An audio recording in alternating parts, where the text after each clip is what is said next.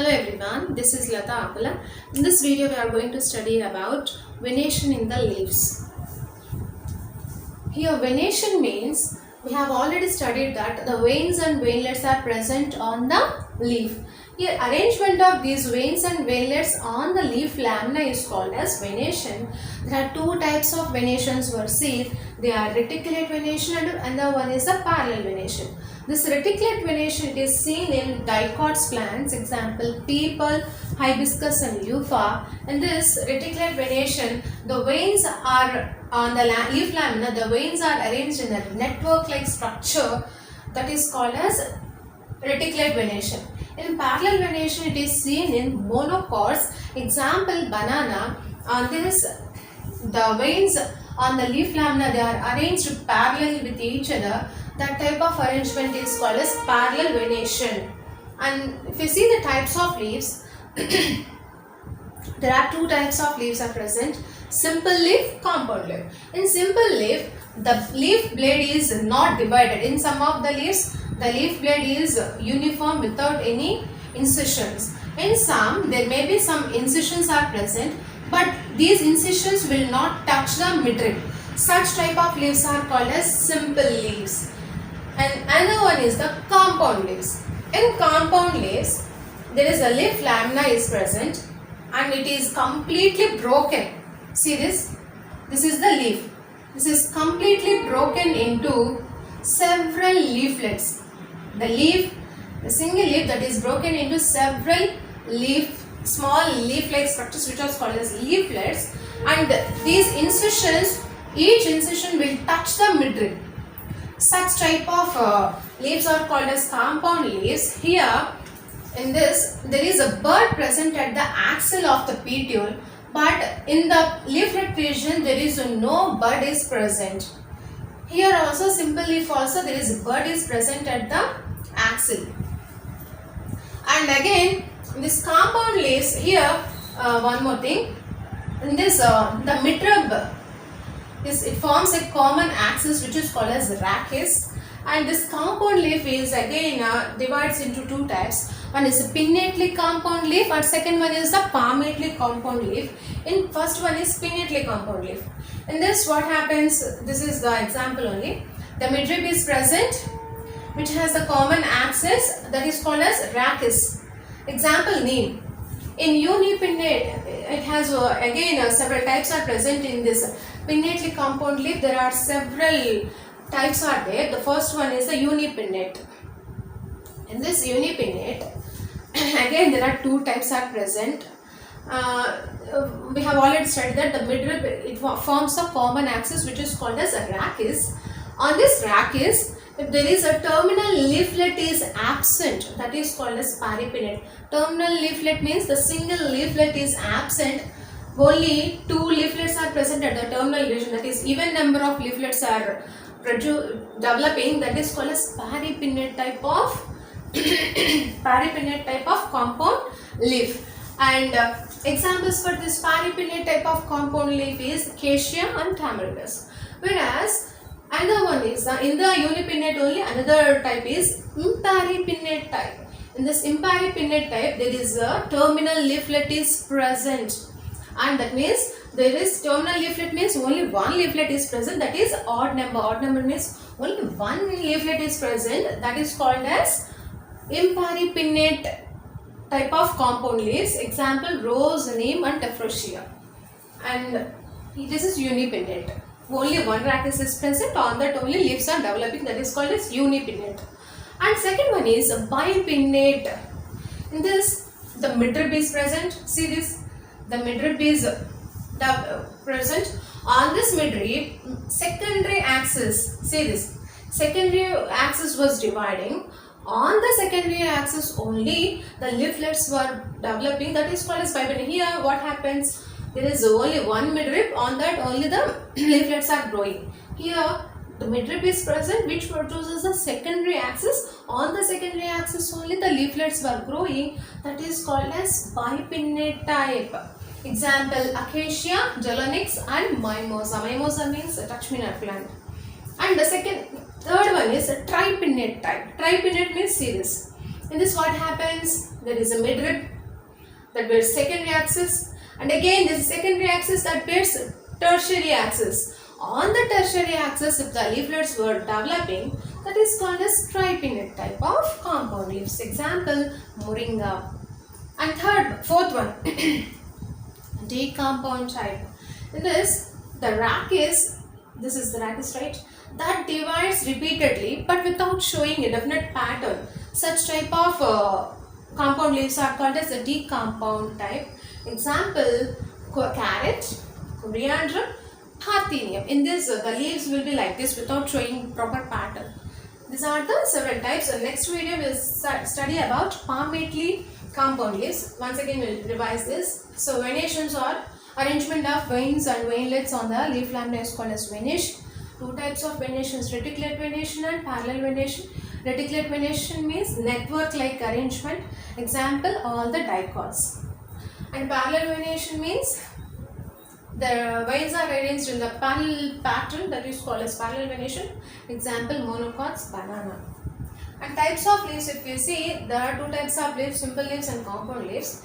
In the simple leaf, the leaf blade is not divided, or if it divides only, there may be some incisions are present which will not touching the midrib. These incisions will not touch the midrib. Such type of leaves are called as simple leaves. In this, at the petiole region, there is a bud is present, axillary bud. And compound leaves, in this what happens? There is a lamina is completely, here the leaf lamina is completely broken into several leaflets, and these leaflets, these leaflets are nothing but incisions only. These incisions, they will touch the midrib, and such type of leaves are called as compound leaves. And in this, there is a bud develops at the petiole, at the main axis region. There is a midrib region, there is a petiole is present, but in each leaflet there is no bud is seen. Okay, this is about the compound leaf. Again, this compound leaf is divided into pinnately compound leaf and palmately compound leaf. In pinnately compound leaf, what happens? See this only. There is a midrib which will act as a common axis, which is called as a rachis, that is called as pinnately compound leaf. And example name, in this pinnately compound leaf, there are several types are seen, that is unipinnate, bipinnate, tripinnate and decompound type. In unipinnate, what happens? Only one axis is present. Okay, midrib is directly bearing the leaflets, but this unipinnate is again divided into two types. One is peripinnate and imparipinnate. In peripinnate, what happens? The terminal leaflet is absent. That means the terminal leaflet is actually, this is the terminal leaflet. If it is absent, how it looks like? Terminally, there are two leaflets are seen. So that means 2 means even number. The terminal leaflets are in even number, they are called as peripinnate type. And the second one is imparipinnate type. If the terminal leaflet is present, that is only one leaflet is existing, that is 1 means odd number. So that type of leaves are called as imparipinnate type of leaves. Example, rose, neem, freesia, and peripinnate example is acacia and tamarindos. And bipinnate type means what? Here the midrib is present, which bears secondary axis again. On that secondary axis only the leaflets were developing, that is called as bipinnate type. Example, acacia, delonix and mimosa. And tripinnate type means there is a midrib is present that develops a secondary axis. Again, that secondary axis that develops tertiary axis. On the tertiary axis only the leaflets were developing, that is called as tripinnate type. Example, moringa. And last one, the fourth one is the decompound type. In this what happens? The rachis divides repeatedly, but without definite pattern, without showing definite pattern of leaflets. That is called as decompound type of leaf. Example, carrot, coriandrum and parthenium are the examples for this. Next we will see the palmately compound leaf. In this video we are going to study about Another type in the compound leaf, that is a palmately compound leaf. Pinnately compound leaf we have completed. In palmately compound leaf, what happens? At the tip of the petiole, there is a cluster of leaves are arranged at the tip of the petiole, that is called as palmately compound leaf. Example, silk cotton, that is nothing but bombax. So what happens? This is the petiole. So at the tip of this, a bunch of leaves are arranged, that is called as palmately compound leaf. Example, silk cotton or bombax. Again, this palmately compound leaves are several types: uni, bi, tri, quadrine, multifoliate leaves. Unifoliate leaves, example, citrus. In this is the petiole is present. At the tip, only one leaf was developing, that is called as unifoliate. Citrus examples, citrus nothing but lemon and orange. And bifoliate, bi means two. So at the tip of the leaf, tip of the petiole, two leaves are arranged, they are called as bifoliate. Example, begonia. And trifoliate means at the tip, three leaves are developing, that is called as trifoliate. Example, dolichos and butea. Quadri means four. At the tip, four leaves are developed, that is called as quadrifoliate. Example, marsilia. Multifoliate, multi is more than four. So at the tip there is a cluster or bunch of more than four leaves are arranged, that is called as multifoliate leaf. Example, bombax or silk cotton. So this is about the palmately compound leaf. With this we have completed the types of leaves, and the next one is the phyllotaxy. Phyllotaxy means arrangement of leaves on the stem. We have studied the venation. Venation means arrangement of veins on the leaf lamina or leaf blade, that is called venation. Here arrangement of leaves on the stem is called as phyllotaxy. Again, this phyllotaxy is three types. They are alternate phyllotaxy, opposite phyllotaxy and whorl phyllotaxy. In alternate phyllotaxy, what happens? So this is the stem. The stem bears nodes. Each node bear only one leaf. Only one leaf is present in each node, and which is alternate with each other. That is called as alternate phyllotaxy. Examples, China rose, mustard, sunflower. And opposite phyllotaxy. Opposite phyllotaxy means this is the stem, these are the nodes. At each node, two leaves are present which are opposite to each other. They are opposite to each other, they are developing opposite to each other. That is called as opposite phyllotaxy. Example, guava and calotropis. Next, whorl phyllotaxy. This again, stem, nodes. At each node, a whorl of a bunch of or more than four leaves are arranged in clusters which are arranged in alternate with each other. They are called as whorled phyllotaxy, which is seen in Nerium and Alstonia. Once again, we'll repeat this. Palmately compound leaf. At the tip of the petiole, if the bunch of the leaves are arranged, that is called as palmately compound leaf. Example, silk cotton. Again, depending upon number of leaflets, leaf present on the tip of the petiole, again divides into five types: uni, bi, tri, quadrip, multifoliate. Unifoliate, single leaf, that is citrus. Bifoliate, two leaves present by begonia.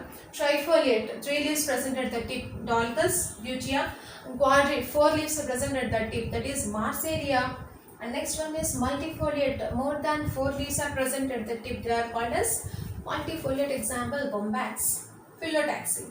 Phyllotaxy means arrangement of leaves on the stem is called as phyllotaxy. So here there are three types of phyllotaxis. They are alternate, opposite and whorl phyllotaxy. Alternate phyllotaxy is seen in China rose, mustard and sunflower. In this, at each node only one leaf develops, which develops alternate with each other, that is called as alternate phyllotaxy. And opposite phyllotaxy, a pair of leaves or two leaves develops at each node, that is called as opposite phyllotaxy. This is seen in guava and calotropis. And whorl phyllotaxy, it is in this more than four leaves present at each node, or a bunch of leaves are present at each node, that is called as whorl phyllotaxy. Example, Nerium and Alstonium. And with this we have completed types of leaves in this. Next one is the modifications of leaves. In the next video we are going to study about the modifications of leaves. If you like my video, please like, share and subscribe to my channel Lata Akula Biology Tutorial. Keep watching. Thank you.